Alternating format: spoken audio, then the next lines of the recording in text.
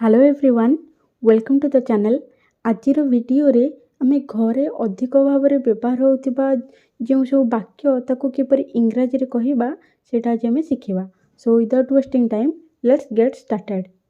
तो first sentence टी हेउछि छात रे बहुत गुड़िए अळंधु लागिछि। तो केमति कहबे इंग्लिश रे? Ceiling is full of cobwebs. Ceiling is full of cobwebs. अळंधु काढ़ी दियो बा अळंधु सफा करि दियो। तो केमति कहबे? Remove the cobwebs. Remove the cobwebs. Room रे झाड़ू करि दियो। Sweep the room. Sweep the room. पोछि भी दियो।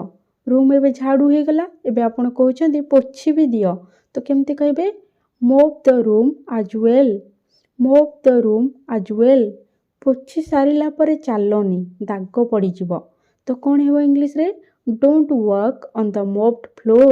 You will leave your footprints. Don't walk on the mopped floor. You will leave your footprints. TV ऊपर धूली भलो कि झाड़ी दियो। तो केमती हबो इंग्लिश रे? Dust the TV properly. Dust the TV properly. नला रे भी किछि लाखी रहिछि बा नलाटा जाम हो जाइछि, बंद हो जाइछि। तो केमते कहबे इंग्लिश रे? Drain has also been choked. Drain has also been choked. कबाट अधा खोला करी रख। तो केमती कहबे? Keep the door ajar. Keep the door ajar. कबाट बाहर पटो ताला पकाई दियो। तो कौन हेबो इंग्लिश रे? Lock the door from outside. Lock the door from outside. Next we have तम रूम असजड़ा होई पड़िछि। तो केमती कहबे इंग्लिश रे? Your room is in a mess.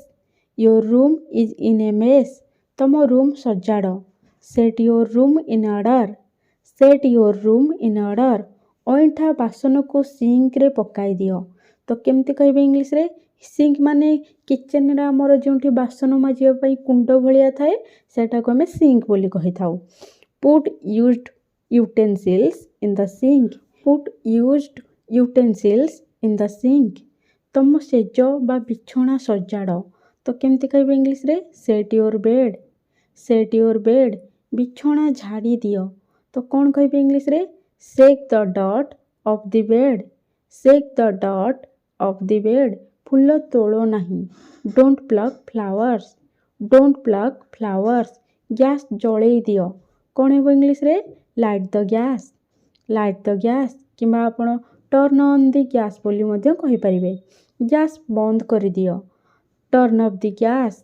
Turn off the gas. बासन माजी दियो। कौन हेबो इंग्लिश रे? Do the dishes. Do the dishes. भलो कि रगड़ी कि माजो। तो कौन कहबे इंग्लिश रे? Scrub these properly. Scrub these properly. बळका खाद्य फोपाड़नी, कोनोसी गरीब को दे दियो। तो केमती कहबे इंग्लिश रे? Don't throw leftovers. Give it to a poor man. Don't throw leftovers. Give it to a poor man. आलू चोपा छड़ेई दियो। तो केमती कहबे इंग्लिश रे? Peel potatoes. Peel potatoes. आलू चोपा आवर्जना पात्र रे पकेई दियो। तो केमती हबो इंग्लिश रे? Throw the skin of potatoes in the dustbin. Throw the skin of potatoes in the dustbin.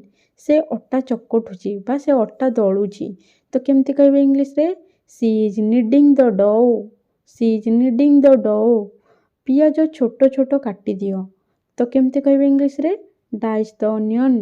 Dice the onion किंबा आपण एमिति मध्ये कहि परिबे चॉप द अनियन।